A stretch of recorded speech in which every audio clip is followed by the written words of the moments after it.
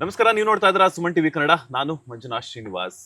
ವೀಕ್ಷಕರೇ, ನನ್ನ ಕಲೀಗ್ ಮಹೇಶ್ ಜೊತೆ ಇವತ್ತು ಒಂದು ಇಂಪಾರ್ಟೆಂಟ್ ಟಾಪಿಕ್ ಬಗ್ಗೆ ನಾನು ಮಾತನಾಡೋದಕ್ಕೆ ಬಂದಿದ್ದೀನಿ. ಆ ಇಂಪಾರ್ಟೆಂಟ್ ಟಾಪಿಕ್ ಯಾವುದು, ಅವರ ಪ್ರಕಾರ ಆ ಒಂದು ಇಂಪಾರ್ಟೆಂಟ್ ಟಾಪಿಕ್ ಬಗ್ಗೆ ಏನೆಲ್ಲ ಹೇಳ್ತಾರೆ, ನನ್ನ ಕಲೀಗ್ ಮಹೇಶ್ ಹತ್ರನೇ ಕೇಳ್ತಾ ಹೋಗ್ತೀನಿ. ಎಸ್ ಮಹೇಶ್.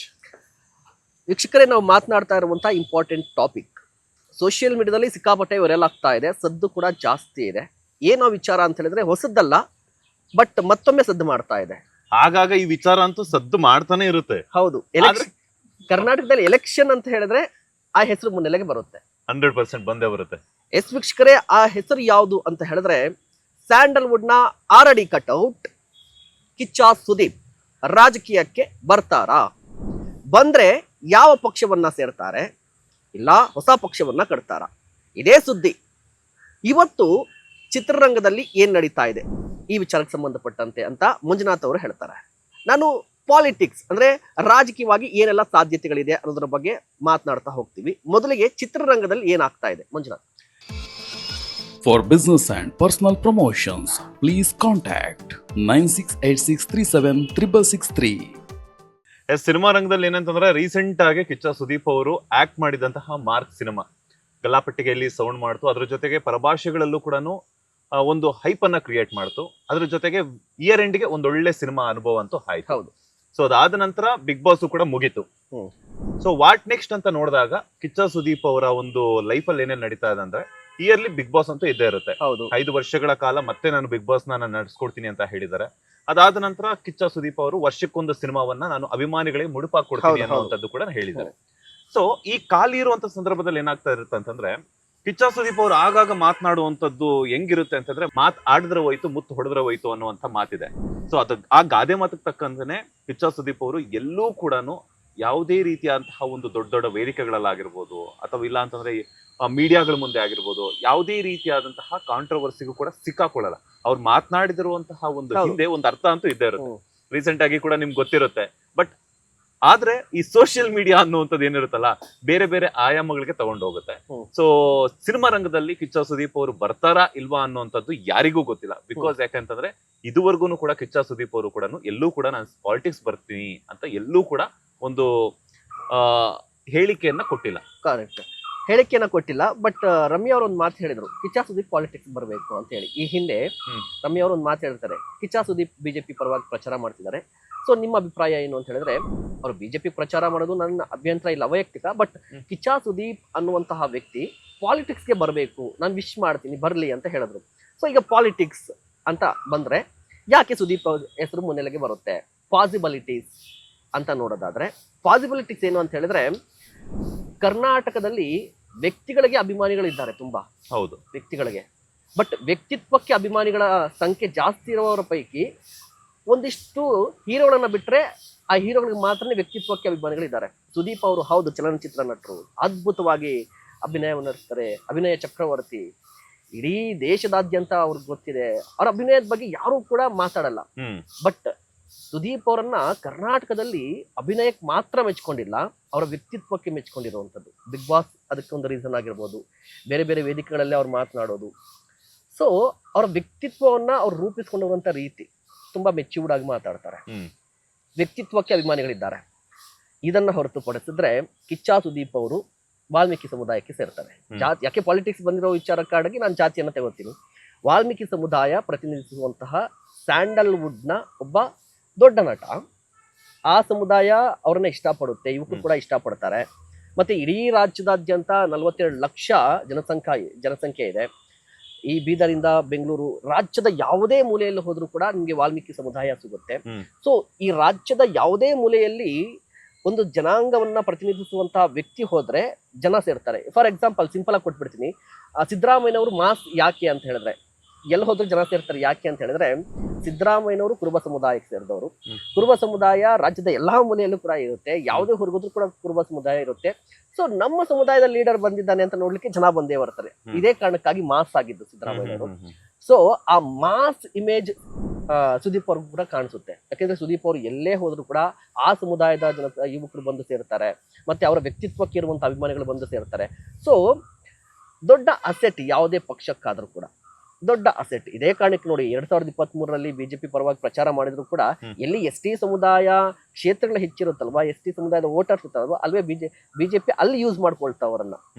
ಸುದೀಪ್ ಅವರು ಅಲ್ಲೇ ಪ್ರಚಾರ ಮಾಡಿದ್ರು. ಮತ್ತೆ DK ಶಿವಕುಮಾರ್ ಅವರು ಕೂಡ ಒಂದು ಮಾತು ಹೇಳ್ತಾರೆ, ಇಲ್ಲ ಸುದೀಪ್ ಅವರನ್ನ ನಾನು ಕೂಡ ಅಪ್ರೋಚ್ ಮಾಡ್ತೀನಿ ಅಂತ. ಯಾವುದೇ ಪಕ್ಷಕ್ಕಾದ್ರೂ ಕೂಡ ಸುದೀಪ್ ಬೇಕೇ ಬೇಕು. ರೀಸನ್ ಏನು ಅಂತ ಹೇಳಿದ್ರೆ ಅವ್ರ ವ್ಯಕ್ತಿತ್ವಕ್ಕೆ ಅಭಿಮಾನಿಗಳಿದ್ದಾರೆ, ಜಾತಿ ಕಾರಣ, ಮತ್ತೆ ಜಾತಿಯನ್ನ ಬಿಟ್ಟು ಅಭಿಮಾನಿಗಳು ತುಂಬಾ ಇದ್ದಾರೆ. ಸೊ ಅವರು ತುಂಬಾ ಮೆಚ್ಯೂರ್ಡ್ ಆಗಿ ಮಾತಾಡ್ತಾರೆ. ಈ ಕಾರಣಕ್ಕಾಗಿ ಎಲ್ಲಾ ಪಕ್ಷಗಳಿಗೂ ಬೇಕು. ಬಟ್ ಸುದೀಪ್ ಅವರು ನಿಜವಾಗ್ಲೂ ರಾಜಕಾರಣಕ್ಕೆ ಬರ್ತಾರಾ? ಇದು ಅಲ್ಟಿಮೇಟ್ ಆಗಿ ಪ್ರಶ್ನೆ. ಹೌದು, ಎಲ್ಲಾ ಪಕ್ಷಗಳಿಗೂ ಸುದೀಪ್ ಅವರು ಬೇಕು, ಬಟ್ ಸುದೀಪ್ ಅವರ ಮನಸ್ಸಲ್ಲಿ ಏನಿದೆ ಅನ್ನೋದು ಇಂಪಾರ್ಟೆಂಟ್ ಆಗುತ್ತೆ. ಆ ರೀತಿಯಾಗಿ ನೋಡೋದಾದ್ರೆ, ಸುದೀಪ್ ಅವರ ಮನಸ್ಸಲ್ಲಿ ಏನಿದೆ ಅಂತ ನೋಡೋದಾದ್ರೆ, ಮೇಲ್ನೋಟಕ್ಕೆ ಅನ್ಸಲ್ಲ ಸುದೀಪ್ ಅವರು ಪಾಲಿಟಿಕ್ಸ್ ಬರ್ತಾರೆ ಅಂತ, ಮೇಲ್ನೋಟಕ್ಕೆ ಸಾಧ್ಯನೇ ಇಲ್ಲ. ಬಟ್ ಅವ್ರ ಹತ್ರ ಇರೋರ್ನ ಏನಾದ್ರು ಮಾತನಾಡ್ತಿದ್ರೆ, ಅವ್ರ ಸರ್ಕಲ್ ಅಂತ ನೋಡೋದಾದ್ರೆ, ಇಲ್ಲ ಆ ಇಂಟೆನ್ಷನ್ ಇದೆ ಅನ್ನೋ ತರ. ಅಂದ್ರೆ ಪಾಲಿಟಿಕ್ಸ್ ಬಗ್ಗೆ ಅವ್ರಿಗೆ ನಾಲೆಡ್ಜ್ ಇದೆ, ಕಂಪ್ಲೀಟ್ ನಾಲೆಡ್ಜ್ ಅನ್ನೋದಕ್ಕಿಂತ ಒಂದು ಐಡಿಯಾ ಇದೆ ಅಂತ ಹೇಳ್ತಾರೆ. ಸೊ ಈಗ ಸಾಧ್ಯತೆ ಏನು ಅಂತ ಹೇಳಿದ್ರೆ, ಸದ್ಯಕ್ಕಂತೂ ಬರುವ ಚಾನ್ಸಸ್ ಕಡಿಮೆ. ಅದ್ರ ಬಗ್ಗೆ ನೀವು ಹೇಳಬೇಕು. ಯಾಕೆ ಅಂತ ಹೇಳಿದ್ರೆ, ಸುದೀಪ್ ಅವರ ಲೈನಪ್ಸ್ ಹೆಂಗಿದೆ, ಅವ್ರು ಸದ್ಯಕ್ಕೆ ಬರ್ಲಿಕ್ಕೆ ಚಾನ್ಸ್ ಇದೆಯಾ ಅಂತ. ಕಿಚ್ಚ ಸುದೀಪ್ ಅವರು ಯಾವ ಒಬ್ಬ ರಾಜಕಾರಣಿ ಜೊತೆ ಕಾಣಿಸ್ಕೊಂಡ್ರು ಕೂಡ ಬಂದೇ ಬರ್ತಾರೆ. ಈ ಪಕ್ಷಕ್ಕೆ ಬರ್ತಾರೆ, ಆ ಪಕ್ಷಕ್ಕೆ ಬರ್ತಾರೆ, ಇಲ್ಲ ಪ್ರಚಾರ ಪರವಾಗಿ ಬರ್ತಾರೆ, ಇಲ್ಲ ಅಂತಂದ್ರೆ ಪಕ್ಷ ಸೇರ್ಬಿಟ್ಟಿದ್ದಾರೆ ಅನ್ನುವಂಥದ್ದು. ಈಗ ಏನಿದ್ರು ಕೂಡ ಸೋಷಿಯಲ್ ಮೀಡಿಯಾ ಜಮಾನ ಆಗಿರೋದ್ರಿಂದ ಸೋಷಿಯಲ್ ಮೀಡಿಯಾದಲ್ಲಿ ಅವರು ಪ್ರತಿಯೊಂದು ಹೆಜ್ಜೆನೂ ಕೂಡ ಹದ್ದಿನ ಕಣ್ಣು ಇಟ್ಟಿರ್ತಾರೆ ಸುದೀಪ್ ಅವರ ಹೆಜ್ಜೆ ಮೇಲೆ. ಸೊ ಬಟ್ ಏನಂತಂದ್ರೆ, ಸುದೀಪ್ ಅವರ ಲೈನಪ್ಸ್ ಅನ್ನ ನಾವು ನೋಡ್ತಾ ಹೋಗೋದಾದ್ರೆ, ಸದ್ಯ BRB ಬಿಲ್ಲರಂಗ ಭಾಷಾ, ಸೊ ಅನೂಪ್ ಭಂಡಾರಿ ಅವರ ಒಂದು ನಿರ್ದೇಶನದಲ್ಲಿ ಬರ್ತಾ ಇರುವಂತದ್ದು. ಅದರ ಜೊತೆಗೆ ಪ್ರೇಮ್ ಅವ್ರ ಜೊತೆ ಆಕ್ಟ್ ಮಾಡ್ತಾರೆ ಅನ್ನುವಂತಹ ಒಂದು ಸುದ್ದಿ ಈಗಾಗ್ಲೇ ನಡೆದಾಡ್ತಾ ಇದೆ. ಯಾಕಂತಂದ್ರೆ ಇನ್ನೂ ಕಥೆಯನ್ನ ಕೇಳ್ತಾ ಇದಾರೆ, ಬಟ್ ಸ್ಕ್ರಿಪ್ಟ್ ಇನ್ನು ಫೈನಲ್ ಆಗಿಲ್ಲ ಅನ್ನುವಂಥದ್ದು. KD ಒಂದು ಗೆಸ್ಟ್ ಅಪಿಯರೆನ್ಸ್ ಅಷ್ಟೇನೆ. ಅದು ಬಿಟ್ಟು ಒಂದು ಸ್ಕ್ರಿಪ್ಟ್ ಅವ್ರಿಗೋಸ್ಕರ ಈಗಾಗಲೇ ಮೀಸಲಿರಿಸಿದ್ದಾರೆ ಅನ್ನುವಂಥ ಒಂದು ಟಾಕು ನಮ್ಮ ಇಂಡಸ್ಟ್ರಿಯಲ್ಲಿ ನಡೆದಾ ಇರ್ತಾ ಇರುವಂತದ್ದು. ಬಟ್ ಅದನ್ನ ಆಲ್ರೆಡಿ ಅಪ್ರೋಚ್ ಮಾಡಿದಾರಾ, ಅದನ್ನ ಒಪ್ಕೊಂಡಿದಾರಾ ಅನ್ನುವಂಥದ್ದಿಲ್ಲ. ಇನ್ನು ಅದನ್ನ ಹೊರತುಪಡಿಸಿ ಫ್ಯಾಮಿಲಿ ಕಡೆ ಒಂದಷ್ಟು ಸಮಯವನ್ನ ಕೊಡ್ತಾರೆ. ಹೌದು. ಅದು ಬಿಟ್ಟು ಬಿಗ್ ಬಾಸ್ಗೆ ಅಂತ ಹೇಳ್ಬಿಟ್ಟು ಒಂದು 4 ತಿಂಗಳ ಕಾಲ ಅವರು ಅವರ ಒಂದು ಸಮಯವನ್ನ ಮೀಸಲಿರಿಸ್ತಾರೆ.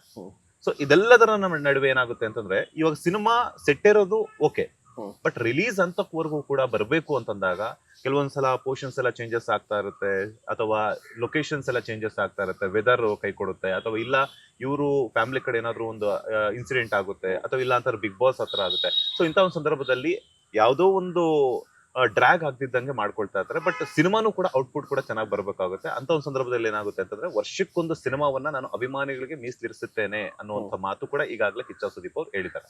ಸೊ ಇದೆಲ್ಲದರನ್ನ ನೋಡ್ಕೊಂಡಾಗ ಏನಾಗುತ್ತೆ ಅಂತಂದ್ರೆ, ಸೊ ಕಿಚ್ಚ ಸುದೀಪ್ ಅವರು ವರ್ಷಕ್ಕೊಂದು ಸಿನಿಮಾವನ್ನ ಅಭಿಮಾನಿಗಳು ಕೊಡ್ಲೇಬೇಕು, ಬಿಗ್ ಬಾಸ್ ನ ನಡ್ಸ್ಕೊಡ್ಲೇಬೇಕು, ಫ್ಯಾಮಿಲಿಗೂ ಕೂಡ ಟೈಮ್ ಕೊಡಬೇಕು. ಅದೆಲ್ಲದ್ರ ಮಧ್ಯೆ ಬರುವಂತಹ ಸ್ಕ್ರಿಪ್ಟ್ ಇನ್ನೂ ಒಂದಷ್ಟು ನಮ್ಮ ಗಮನಕ್ಕೆ ಬಂದಿರೋ ಪ್ರಕಾರ, ಮೂಲಗಳ ಪ್ರಕಾರ ಏನಂತಂದ್ರೆ, ಇನ್ನೂ ಕೂಡ ಒಂದು 4-5 ಸಿನಿಮಾಗಳ ಒಂದು ಮಾತುಕತೆ ನಡೀತಾ ಇದೆ. ಬಟ್ ಯಾವ್ದು ಕೂಡ ಫೈನಲ್ ಆಗಿಲ್ಲ, ಇನ್ಕ್ಲೂಡಿಂಗ್ ಪ್ರೇಮ್ ಅವ್ರದ್ದು ಸೇರಿಸ್ಕೊಂಡ್ರೆ.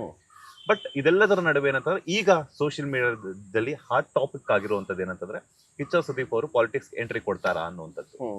ಸೊ ಇದ್ರ ಬಗ್ಗೆ ಹೇಳೋದಾದ್ರೆ, ಕಿಚ್ಚ ಸುದೀಪ್ ಅವರು ಮಾತುಗಾರಿಕೆಯನ್ನ ಜನ ಇಷ್ಟಪಡ್ತಾರೆ, ವ್ಯಕ್ತಿತ್ವನ ಇಷ್ಟಪಡ್ತಾರೆ, ನೀವು ಹೇಳ್ದಾಗ್ಲೆ. ಹಾಗೇನೆ ಅವರ ಒಂದು ಆರನ ಇಷ್ಟಪಡ್ತಾರೆ. ಕಿಚ್ಚ ಸುದೀಪ್ ಅವರು ಮೀಡಿಯಾಗಳ ಮುಂದೆ ಮಾತನಾಡುವಂತದ್ದಾಗಿರ್ಬೋದು, ಅಥವಾ ಯಾವುದೋ ಒಂದು ಬಿಗ್ ಬಾಸ್ ವೇದಿಕೆಯಲ್ಲಿ ಮಾತನಾಡುವಂತದ್ದಾಗಿರ್ಬೋದು, ಬಿಗ್ ಬಾಸ್ ಸ್ಪರ್ಧಿಗಳು ತಪ್ಪು ಮಾಡಿದಾಗ ಅವ್ರನ್ನ ತಿದ್ದಿ ಅವ್ರಿಗೆ ಅರ್ಥ ಮಾಡಿಸುವಂತ ವಿಧಾನ ಏನಿದೆಯಲ್ಲ, ಅದನ್ನೆಲ್ಲ ಗಮನಿಸಿರುವಂತಹ ಫ್ಯಾನ್ಸ್, ಈ ವ್ಯಕ್ತಿ ಇಲ್ಲೇ ಹಿಂಗ್ ಮಾತಾಡ್ತಿದ್ದಾರೆ ಅಂತಂದ್ರೆ, ಪಾಲಿಟಿಕ್ಸ್ ಬಂದಾಗ ಕರ್ನಾಟಕ ರಾಜಕೀಯ ವಲಯದಲ್ಲಿ ಏನೆಲ್ಲಾ ಬದಲಾವಣೆಗಳಾಗಬಹುದು ಅನ್ನುವಂತಹ ನಿಟ್ಟಿನಲ್ಲಿ ನೋಡೋದಾದ್ರೆ, ಬಂದ್ರೆ ಚೆನ್ನಾಗಿರುತ್ತೆ ಅಂತ ಒಂದು ವಲಯ ಮಾತನಾಡ್ಕೊಳ್ಳುತ್ತೆ. ಹೌದು. ಬಂದಿಲ್ಲ ಅಂತಂದ್ರೆ, ಯಾಕಂತಂದ್ರೆ ಇನ್ನೊಂದು ಫ್ಯಾನ್ಸ್ ಅಷ್ಟಿರ್ತಾರೆ. ಅಭಿಮಾನಿಗಳು ಹೆಂಗೆ ಅಂತಂದ್ರೆ, ಎಲ್ಲಾರು ಕೂಡ ಒಂದೇ ತರದಲ್ಲೇ ನೋಡಲ್ಲ. ಒಬ್ರು ಸಿನಿಮಾನ ಇಷ್ಟಪಡ್ತಾರೆ, ಕೆಲವರು ಬಿಗ್ ಬಾಸ್ ನ ಇಷ್ಟಪಡ್ತಾರೆ, ಕೆಲವರು ಅವ್ರ ವ್ಯಕ್ತಿತ್ವನ ಇಷ್ಟಪಡ್ತಾರೆ, ಇನ್ನೊಬ್ರು ಕೆಲವರು ರಾಜಕೀಯಕ್ಕೆ ಬಂದ್ರೆ ಇನ್ನೂ ಇಷ್ಟ ಆಗ್ತಾರೆ ಅಂತ ಹೇಳ್ಬಿಟ್ಟು. ಸೊ ಇದನ್ನೆಲ್ಲ ನೋಡಿದಾಗ ಏನಾಗುತ್ತೆ ಅಂತಂದ್ರೆ, ಸದ್ಯದ ಮಟ್ಟಿಗೆ ಕಿಚ್ಚ ಸುದೀಪ್ ಅವರು ಪಾಲಿಟಿಕ್ಸ್ ಎಂಟ್ರಿ ಕೊಡ್ತಾರೆ ಅನ್ನುವಂಥದ್ದು ಒಂದು ರೂಮರ್ ಬಿಟ್ರೆ, ಅವ್ರು ಎಂಟ್ರಿ ಕೊಡಲ್ಲ ಅನ್ನುವಂಥದ್ದು ನನ್ನ ಅಭಿಪ್ರಾಯ. Okay, last but not a least ಏನು ಅಂತ ಹೇಳಿದ್ರೆ, ಹೊಸ ಪಕ್ಷವನ್ನ ಕಟ್ತಾರ, ಇದ್ರ ಬಗ್ಗೆ ಮಾತಾಡ್ಬೇಕಿದೆ. ಇದು ಕಿಚ್ಚ ಸುದೀಪ್ ಅವ್ರು ಏನಾದ್ರು ನೋಡಿದ್ರೆ ನಮ್ಮಿಬ್ಬರು ಕರ್ಸಿ ಯಾವ ಪಕ್ಷ ಅಂತ ಕೇಳ್ತಾರೆ. ಅದಕ್ಕೆ ಹೊಸ ಪಕ್ಷವನ್ನ ಕಟ್ತಾರ ಕಿಚ್ಚ ಸುದೀಪ್ ಅಂತ ಹೇಳಿದ್ರೆ, ಅದಕ್ಕೆ ಆನ್ಸರ್ ಅಂತ ಅಲ್ಲ. ಈ ಹಿಂದೆ ಪ್ರದೀಪ್ ಈಶ್ವರ್ ಅವರು ಒಂದು ಇಂಟರ್ವ್ಯೂ ಕೊಡ್ತಿದ್ರು. ಆ ಇಂಟರ್ವ್ಯೂ ಅಲ್ಲಿ ಪಾಲಿಟಿಕ್ಸ್ಗೆ ಕಿಚ್ಚ ಸುದೀಪ್ ಅಂದಾಗ ಅವ್ರು ಬರ್ಬೇಕಂತ ನನಗೆ ಅನಿಸ್ತಾ ಇದೆ. ಬಟ್ ಯಾವ ಪಕ್ಷ ಅಂತ ಹೇಳಿದ್ರೆ, ಯಾವ ಪಕ್ಷಕ್ಕೂ ಬರಲ್ಲ, ಅವ್ರು ಹೊಸ ಪಕ್ಷವನ್ನ ಕಟ್ಕೊಂಡೇ ಬರ್ತಾರೆ, ಆ ಕೆಪಾಸಿಟಿ ಇದೆ ಅಂತ ಹೇಳ್ತಾ ಇದ್ರು. ಸೊ ನೋಡ್ಬೇಕಾಗಿದೆ. ಈಗ ತಮಿಳ್ನಾಡಲ್ಲಿ ವಿಜಯ್, ಆಂಧ್ರದಲ್ಲಿ ಪವನ್ ಕಲ್ಯಾಣ್, ಕರ್ನಾಟಕದಲ್ಲಿ ಕಿಚ್ಚ ಸುದೀಪ್ ಆಗ್ತಾರಾ ನೋಡ್ಬೇಕಾಗುತ್ತೆ. ಎಲ್ಲವೂ ಕೂಡ ಕಾಲ ನಿರ್ಧಾರ ಮಾಡುತ್ತೆ. ವೀಕ್ಷಕರೇ, ನಿಮ್ಗೇನ್ ಅನ್ಸುತ್ತೆ? ಕಿಚ್ಚ ಸುದೀಪ್ ಅವರು ರಾಜಕಾರಣಕ್ಕೆ ಬರ್ತಾರಾ? ಬಂದ್ರೆ ಹೇಗಿರುತ್ತೆ? ಬರ್ಬೇಕಾ? ನಿಮ್ಮ ಅಭಿಪ್ರಾಯವನ್ನ ದಯವಿಟ್ಟು ತಿಳಿಸಿ. ಇಂತಹ ಮತ್ತಷ್ಟು ಕಂಟೆಂಟ್ಗಾಗಿ ನೋಡ್ತಾ ಇರಿ ಸುಮನ್ ಟಿವಿ ಕನ್ನಡ. ಈ ಕೂಡಲೇ ಯಾರೆಲ್ಲ ನಮ್ಮ ಸುಮನ್ ಟಿವಿ ಕನ್ನಡವನ್ನ ಇನ್ಸ್ಟಾಗ್ರಾಮ್ ಹಾಗೆ ಫೇಸ್ಬುಕ್ ಅಲ್ಲಿ ಫಾಲೋ ಮಾಡಿಲ್ವೋ ಈ ಕೂಡಲೇ ಫಾಲೋ ಮಾಡ್ಕೊಳ್ಳಿ. ಹಾಗೆ ಯೂಟ್ಯೂಬ್ ನಲ್ಲಿ ಸಬ್ಸ್ಕ್ರೈಬ್ ಮಾಡ್ಕೊಳ್ಳಿ ಅಂತ ಹೇಳ್ತಾ ಇದಾಗಿತ್ತು ಇವತ್ತಿನ ಒಂದು ವಿಶೇಷವಾದಂತಹ ಒಂದು ಕಾನ್ಸೆಪ್ಟ್. ಮತ್ತೆ ಸಿಗ್ತೀವಿ ಮತ್ತಷ್ಟು ಇಂಟ್ರೆಸ್ಟಿಂಗ್ ಅಪ್ಡೇಟ್ಸ್ ಒಂದಿಗೆ. ಅಲ್ಲಿವರೆಗೂ ನೋಡ್ತಾನೆ ಇರಿ ಸುಮನ್ ಟಿವಿ ಕನ್ನಡ. ಧನ್ಯವಾದಗಳು.